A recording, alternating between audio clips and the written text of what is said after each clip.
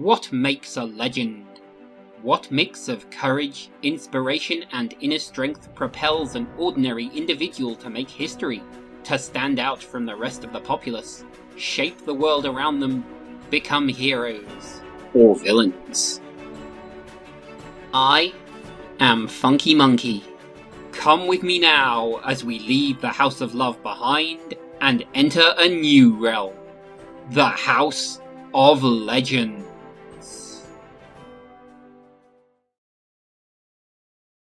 Well, hey there, Internet, and welcome to my House of Legends. As the years bring elder franchises to a close, I begin to see less and less future for blockbuster cinema.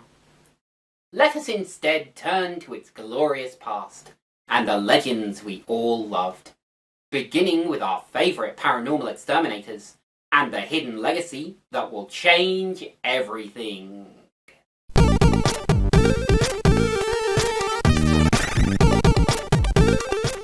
Released in 2021, Ghostbusters Afterlife returns to the beloved world of the real Ghostbusters decades later.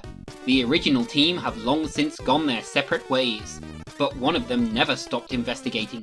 And now the grandchildren of Egon Spengler will finish what the original Ghostbusters started once and for all. This reanimation of the franchise proved a hit with audiences, scoring a 94% verified hot audience rating on Rotten Tomatoes. Although I must shamefully admit that this one is a first watch for me. But we'll talk about that later. With that said, come with me now, paranormalists and dirt farmers, to the heart of small-town America to witness a new legend arise in Ghostbusters Afterlife. And we begin at the end of Egon Spengler, rushing home from a bust. The power and his own heart fail him, which is just as well for his recently evicted daughter Callie and her kids. Yes, Egon had a daughter, in 1982, but he never mentioned her, or any sort of family, probably just the kind of guy he was. But oh dear, saving money doesn't seem to run in this family. Egon left a number of debts behind, but then he had a lot more important things to worry about than the earthly day-to-day concerns. We'll explain as we go, but I'll start by saying that the field in front of the house is left fallow for a reason, and it doesn't take long for teenage son Trevor's hormones to get the better of him. The girl is Lucky Domingo, the sheriff's daughter, that works at the diner and never really considered life outside of her hometown. What a shock she's about to have. Daughter Phoebe is enrolled in the local school under the watchful eye of Mr. Gary Gruberson. This is also where we meet Podcast, a name he took for himself in dedication to his self-produced podcast, which apparently found its voice in episode 46. But Gruberson is a seismologist, which is just as well, seeing as there's an awful lot of seismic activity in this town. And the oddest thing is that there's no explainable cause. Phoebe and Podcast visit the abandoned Shandor Mine. Shandor, as in Ivo. And if you were paying attention in the first movie, you'll remember that he was the architect of 55 Central Park West, the Manhattan skyscraper whose rooftop provided the climactic first encounter between the Busters and the Gozerian. The next surprise is the unseen presence that leads to a hidden ghost trap, which catches Mr. G's attention the next day. And after school, he recklessly opens the trap, whose occupant flees in the direction of the Shandor Mine, right where Trevor and his co-workers are taking an evening jolly, which goes about as well as you'd expect. Phoebe discovers her grandpa's old lab and begins testing. And just in time. But while the first bust in decades goes about as well as you'd expect, Grandpa helps Trevor resurrect Ecto-1. And again, just in time. So it's round 2 with Muncher, and in the shadow of the Shandor Mine. Funny how things keep being linked back there, isn't it? Muncher is busted! But Trevor never got his license, and Phoebe uses her one call to contact another familiar face. This is where we find out the first half of the story. After the Vigo incident that rang in the 90s, hauntings got thin, and Egon had time to consult ancient tomes, which led him to a shocking realization. And in 1994, he made off with Ecto-1, the blasters, the traps, and a whole mess of research. So even the other busters thought that he'd lost it by that point. But had he though? And what was so shocking to make Egon feel that he had to abscond to the middle of nowhere to stop it? Well, that's the second half of the story, which we'll get to in a moment.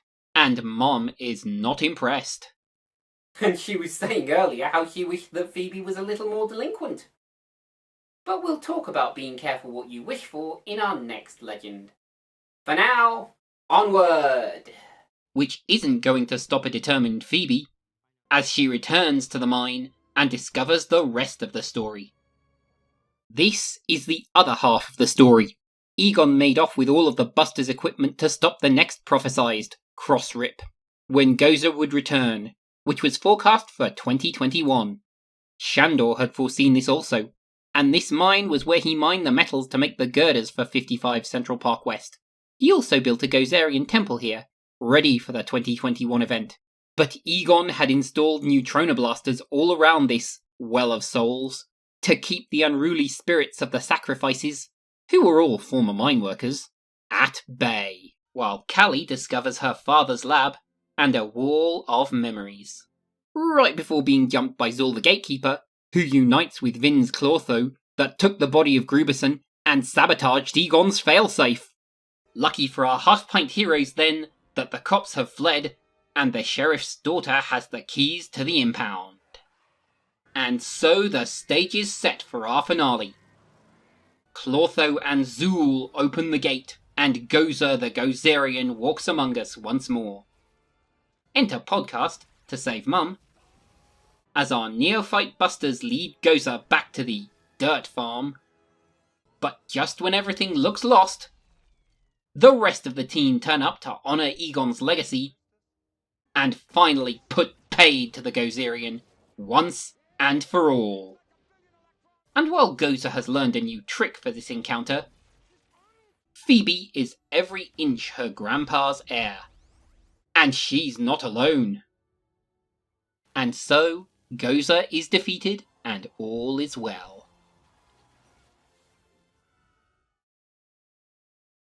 But the story doesn't end here, friends, because we'll be taking a look at the further adventures of the renewed Ghostbusters a little later in the series. For now, though, that was Ghostbusters Afterlife. And actually, I'm going to put it into the House of Legends. After so many people were ready to hate Answer the Call, I was ready to throw scorn on this movie for even daring to exist. How dare they? We had a half-decent reboot, why go back again? But I'll be the first to admit that this is a worthy continuation of the franchise. Not least from the appearance of the surviving members of the OG team, including Janine. But let's get to the new cast, and they play their roles well. Carrie Coon, the world-weary mother, destitute and saddled with the legacy of a dirt farmer. But the real power behind this movie is McKenna Grace, every inch the steely determination of Harold Ramis in the originals, but without Kate McKinnon's signature kookiness from ATC. Finn Wolfhard, who so capably proved himself in Stranger Things, is no less lost here, among the spirits of the damned. And we bring the funny with Logan Kim's podcast and Celeste O'Connor's deadpan Lucky, who just happens to be the sheriff's daughter. And what of Paul Rudd as Gary Gruberson? Well, he's very Paul Rudd, although that's no bad thing, as he's still a stabilising force on this tale. But with so much water having run under the bridge, and with a whole new cast to set up, Originitis looms only slightly smaller than the weight of legacy, both in the shape of the Spengler name and fan expectation. And if I had to pick a flaw with a gun to my head, I could say that the movie plays too much to nostalgia. But then, Ghostbusters Afterlife flows smoothly and evenly. Events are set up and paid off, the plot is always moving without sacrificing character moments, and even if Harold Ramis is no longer with us, the spirit of Egon Spengler permeates this movie right to the core. And we haven't even talked about the effects. In conclusion, I have slept on this movie for far too long, and deprived myself of a great time out of pure stubbornness. But if you are looking to get back into the franchise, who you gonna call? Thanks for watching. I've been Funky Monkey, inviting you to start your own legend and see where it leads. So long, folks.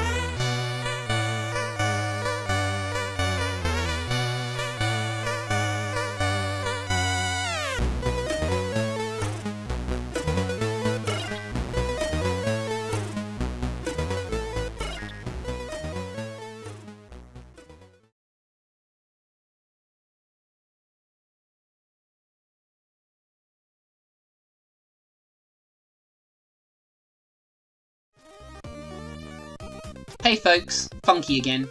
If you liked the video, you know where that button is. Why not consider subscribing and ringing the notification bell? And if you want to be extra awesome, you can check out my crowdfunding links. And if you're not fussed about any of it, that's okay too. So long!